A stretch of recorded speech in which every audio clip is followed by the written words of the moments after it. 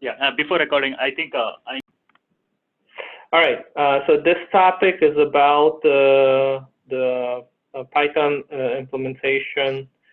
Do you want to share that email, Merrick, and go through your set of questions? Yeah, I can share the screen. Just give me a second.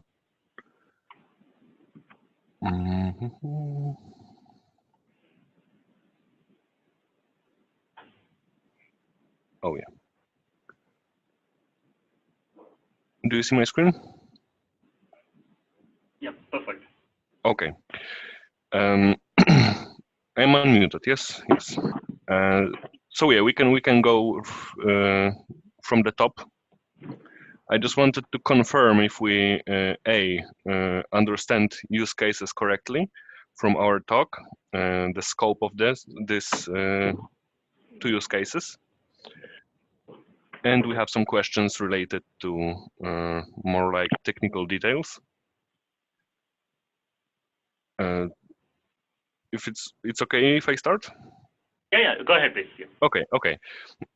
So from what we understand, use case 1 is basically creating a very simple artifact manager inside PyExecutor that handles uploads, downloads, and removal of CBA archives or artifacts. And is that correct? Yeah, perfect. It's a bit. Okay. So now questions.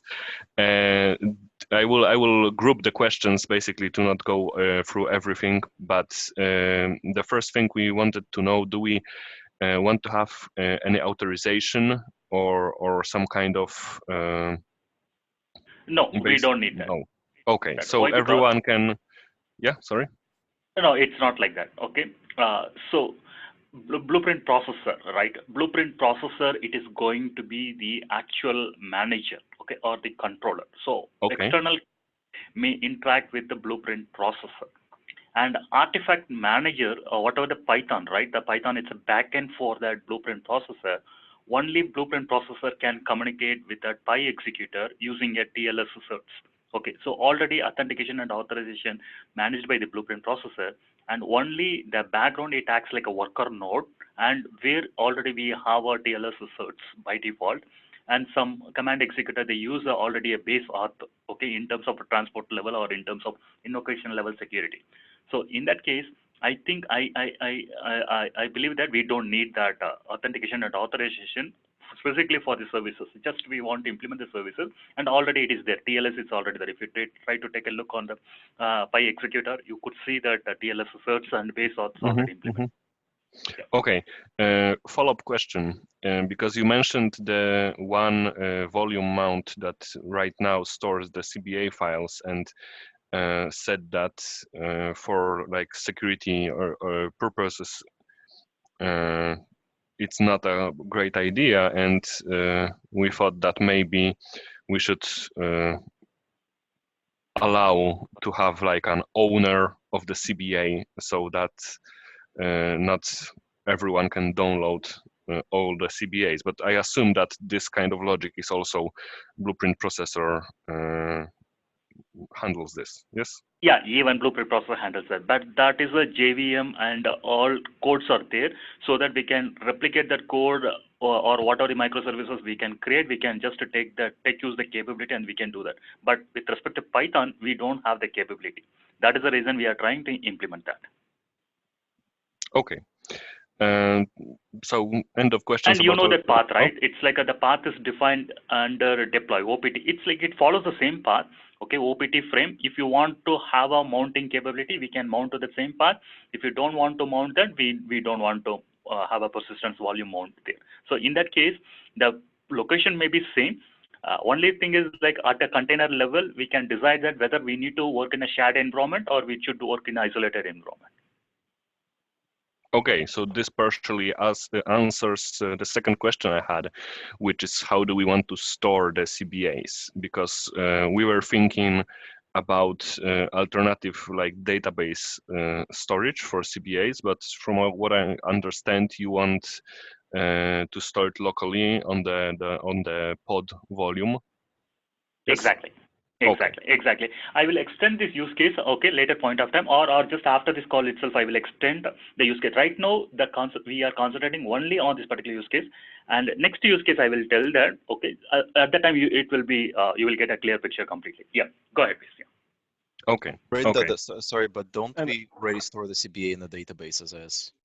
Yeah, that's what I'm trying to say that, okay, one more use case is there. At Yeah. that time, if I explain, then it will be clear. Right now, we need to have a provision from a Pi executor to manage the artifacts. That's a minimal level use case. So where I can upload outside, or CB or Blueprint processor can control uploading the CBA file into that Pi executor module. That is a use case. The next use case, a high level at high level, I could say that, okay, we should have a mechanism just where Pi executor can directly talk to the database, existing database, and download the CBA if necessary. So that is a later use case. I will come into that picture. Yeah. Okay, that clarifies a lot of things. So the last question about use case one that we had is, I mean, this is more of a suggestion or and question related. Do we really want to create it as a part of Pi executor? Because from what I see right now, it doesn't have. I mean, it could be a separate microservice that handles only this artifact management, not Exactly. So what yeah. I'm trying to think is like even pip module also it's fine. We can define as a pip module, or so that multiple microservices can make use of that. Okay, because this is going to be a common piece of module which can be used across the multiple services. Even it may be a command executor or a Pi executor or multiple versions of Pi executor, multiple flavors of Pi executor. We are going to use that. So right now, for simplicity, we are developing in Pi executor. But if you have a proper design of taking to your pip module, own pip module, CDS pip module, and then so it will be very easy for us to just inherit or install through our pip process, etc., so that anybody can make use of that. Okay, perfect. So this answers my all my questions about use case number one. Michał, do you have anything? No, right now I don't have that. Go ahead. Anybody, team, any others? Michal, you said no, right? Right, I don't have that. Okay. Sure, yeah, go ahead, please. Go ahead. Okay. So can I jump into use case number two? Yeah. Okay, so from what we understood, use case number two is just a simple GRPC client for calling resource resolution, and basically that's it. Please confirm if okay. Exactly. So it's not only the resource resolution. It's a standard default interface that we expose. That is called process API. Okay. So we have a standard process API. It's a self-service API we implemented in a Blueprint processor. The same API client, that's for same API's client, we want to implement in a Pi executor, so that Pi executor can call Blueprint processor or any flavors of a Blueprint processor. One good example is a resource resolution. A resource resolution is nothing but a flavor of a Blueprint processor. Okay, later or in future. So in that case, if you have a Blueprint process GRPC client implemented in Python, then I think from Pi executor we can call any Blueprint flavors in order to make a call, or in order to get the value, or even resolved resources. Okay, anything that we can do with that. That's it. Yeah, that's the overall use case. Okay. So that is more or less clear. What we would love to have is some kind of even rough sample. How would you want to call this client? What data would you supply to? Exactly. The data is a more dynamic, and we don't want to bother about, because if you try to look into that spec or interface between that, we have a payload. That is a payload. It's a struct. It's a dynamic JSON content. So in that case, it is going to be a dynamic value which is determined by the client use case. Okay. So how we want to communicate, how we want to interact. This is not a rigid interface. This is a flexible interface. Okay. Okay, where I can pass any data based on that common understanding between the systems. We can pass blueprint names, blueprint version, and action, and corresponding payload, the dynamic payload. So we don't only the high level abstract or high level that interfacing details. We need to know that internal details based on the use case, it may vary. Okay. So, but could you provide some kind of example of use case of? Sure. Yeah, Definitely. it would be Definitely. like super easy for us to test then and make sure that. Exactly. At the end of this cover call, it. I will show that example. Okay, thank you very much. So yeah, now general questions. Basically,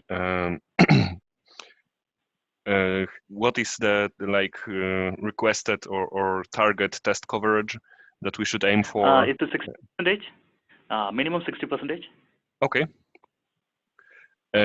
Yeah, restrictions when it comes to libraries. I saw Only that. Apache, like. Okay, only Apache. That's important. And do we use external libraries installed from pip using requirements, or we want to do some kind of local using requirements, I believe that, because in that case, okay. while creating a Docker container or a Docker build itself, I can change the requirement.xml and build that image. Okay, perfect. Yeah, and I assume that we want to branch from master right now to start this. Yeah. Or some other branch. Okay, master it is. Yeah. Master.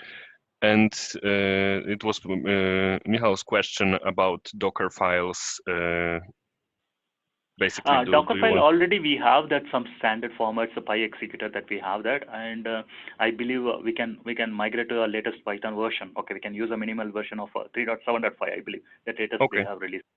Okay. From 3.7.1 to 3.7.5, we can make use of that. Yeah.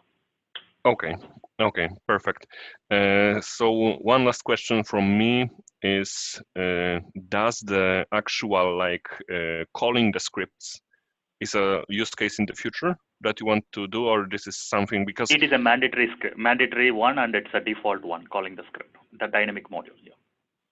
Yeah. So is this implemented already? Is this final version what we see in the code, or it's not? That is a final version, but if you try to see that, if you could optimize that, okay, because whatever we know, at least I know, I'm not a Python developer, okay, just it's like I read from community and then I implemented that. If you feel that if you can improve that code, it's always you are welcome.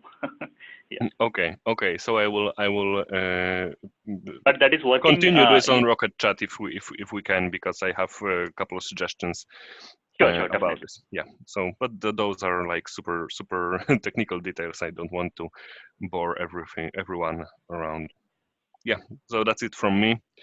I know everything right now. I have a question, and so my understanding is we want, and this is something we needed, if we want to go to duplicate Jython, is we need the functionality that Jython has. But my understanding is most of the implementation is already done in the blueprint processor, correct? And basically the only thing we want to do in the Python is just call the blueprint processor through GRPC or something like that. So exactly. So it's just, is it just a matter of creating an abstract class which has some method to do resource visualization, to get a resolve template and stuff like that, and all the Python code would do is through gRPC call the blueprint processor to act upon it and then get back the result. I just want to make sure that's where we want to go to, and we don't want to re-implement what blueprint processor is already doing in Python. Exactly. That is absolute use case. Okay, and let me put the priority. Okay, when we want to go to PyExecutor, okay, only if client is trying to give a Python, okay, only if you feel that your code will execute in a Python environment, then only we want to go for the Python execute. Otherwise, the recommendation is a Kotlin script. Okay, with that Kotlin script, you will get all the benefits, right? Okay, it's in the same JVM, it's easily integratable and then easily debuggable, and then multi-threading, and then a lot of non-blocking structures. It's handy, and then even development community-wise, we have a lot of people there. Okay, but certain use cases. I agree with that. Yeah, certain use cases right now, this is only for just to target only 10 or 20% of the use cases, okay, where I will know that only it is capable only in a Python. That is the reason, no, it's like just we don't want to ignore that. We want to provide that capability for the case. That is the reason we are trying to have that. And most probably we are not going to re-implement the entire thing. Just what we are trying to do right now, let me tell that future on milestones also. The first milestone, it's like execute the Python script. So it means like some generic script or which is not related to CDS, where I can distribute from CBA and then I can execute in a Python environment. That is the first use case, simple use case that we are trying to talk about. The second use case, but certain times what's the thing is like they need to interact with the database, or they need some capabilities of that CBA. That is the reason we are providing a GRPC endpoint, so that you can communicate to the blueprint processor with the GRPC, and by passing or preparing your own payloads, so that whatever blueprint processor exposes or whatever the blueprint flavor exposes, okay, then you can consume, okay, in a generic way, and then you can handle in a Python, so that it avoids one more complexity of handling the data. And another level of milestone is like a distributed data store that we want to create. Right now we don't have the concept. We will bring it in later. So at the time, what the thing is, if we have a distributed data store which maintains the state and logs, okay, so in that case, Atomic's Python client, okay, that can share the data between multiple, okay, irrespective of the environments. Okay, so that we can talk about later, but not now. That if it comes there, if it comes that three important use cases there, then irrespective of environment, whatever the environment you are going to have, so everything it will be solved, right? So you can share the data, share that information, okay, and invoke that multiple process and then exchange the data. Okay, you can do a lot of things. That's a point I'm trying there. Yeah. I just want to add one point into okay, so the difference between Kotlin and Python, the reality at Bell is that we have a lot of ops team that already have script and they're mainly in Python. So it's very easy for them to be onboarded using CDS and say, okay, I just have to modify my existing script to match, you know, the remote executor, and then I can go on and continue. So a lot of the ops team don't really have an understanding of Kotlin. So this, exactly. I'm just I understand. I understand that probably Kotlin is better from a execution standpoint and security and everything, but our operation reality is that a lot of them already have Python script, and they would like to be onboarded into CDS and using CDS so that there could be some automatic stuff, you know, if exactly. That is another point I want to bring, that if ops teams is completely revolving with Python executor, then I think then you may reconsider implementing the certain functionalities in a Python to have a better integration. That's another point I'm trying to bring, because even you don't want the CDS at all. Okay, with the PyExecutor, with the command executor itself, no, already we exposed the generic self-service API, the process API. So from that, even SO can directly talk to the command executor or PyExecutor. Okay, so in that case, we don't want that serious upfront. There are certain things which we could not achieve in a Python. That's the reason we have it in a JVM or Java-based development, right? In terms of performance, in terms of multi-threading, and in terms of control. Okay, in terms of getting back that response in a right sequence. Okay, and asynchronization, so many a lot of the features I could compare, and that is the reason. No, I think we want to make sure or clear what is our scope, or what percentage of code kind of code that we are going to use it in future, or what we are trying to use that. If you are planning, if your ratio is like more than 60% of a Python code, then I think you should develop some Python capabilities also, similar to the CDS. Whatever it's missing or whatever you feel that important, right? But what I'm trying to say, it's like in terms of more controlling the devices, I think the Python may not be the right case in at least for me. Okay, how I visualize in terms of controlling, in terms of integrating with multiple database access and then easy development. Okay. Maybe ops, they can feel that better, but in terms of monitoring, in terms of observability, so many lot of the features, I feel that it's up to you. Yeah, but basic in one app, we will try to have an interface between from PyExecutor or from Python environment. We can integrate with that CDS in a generic fashion. And moreover, we can't have that entire or workflow implementation. Think about like the workflow implementation. You can't do it in Python, right? So the workflow implementation, if you want to do it, it's like right now I don't see that any tool or any other proper workflow implementation there in Python. So that's the point I'm trying to bring that. Okay, it depends on the use case. We need to understand where to use, and moreover, if you are leaning towards a certain technology, then if functionality is not there, we need to develop. That is the point. Okay, I have also one question regarding this. So now we are implementing this Python executor, but as you check the architecture page on the wiki for Frankfurt, and there will be also C++ executor, Kotlin executor, Go executor. So is the same framework going to be used?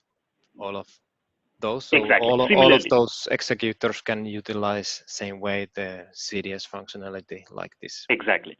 So what we are trying to suggest is like only the piece of logic which you could not achieve in CDS, you can go with that executors, remote executors like this, and you can have a GRPC. We have an advantage. You can try to connect from CDS, but the disadvantage is like you can't get functionalities what CDS has in the same technology environment. That is the point I'm trying to make. Okay.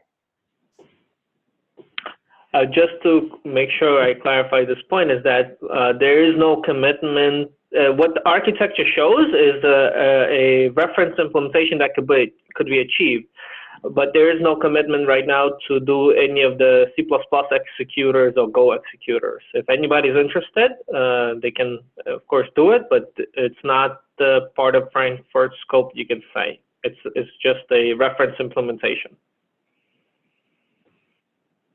Okay. Any other points for Marek, Michal, on anything else you guys need to clarify with Brenda on that topic? No. If not, okay. If not, why don't we switch over to Huang Cheng? He's gonna present. Yes? Yes. I have to drop, Okay. so I have another meeting. All right. Okay. Thank you, Sebastian. You can stop recording, Yuri.